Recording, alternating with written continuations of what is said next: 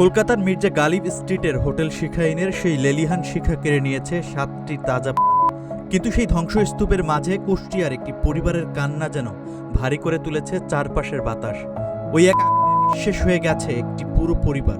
সাংবাদিক দেবাশিস দত্ত, তার স্ত্রী আফসানা শারমিন, তাদের পুত্র স্বর্ণশীষ দত্ত, আফসানার বাবা আকরাম হোসেন প্রাণ হারিয়েছেন আগুনে।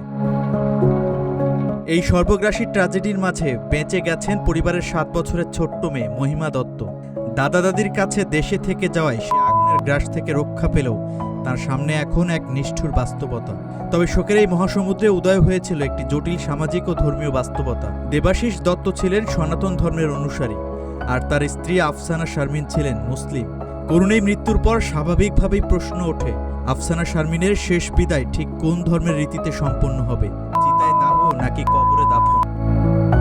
দুই পরিবারের মাঝে যখন আলোচনা ও সংশয় চলছিল, তখন সিদ্ধান্তের পথ দেখায় আফসানার রেখে যাওয়া এক শেষ ইচ্ছা। দেবাশিসের বাবা দিলীপ কুমার দত্ত জানান, জীবিত থাকাকালীন আফসানা তার মাকে বলে গিয়েছিলেন মৃত্যুর পর তাকে যেন নিজ ধর্ম অনুযায়ী মুসলিম রীতিতেই দাফন করা হয়।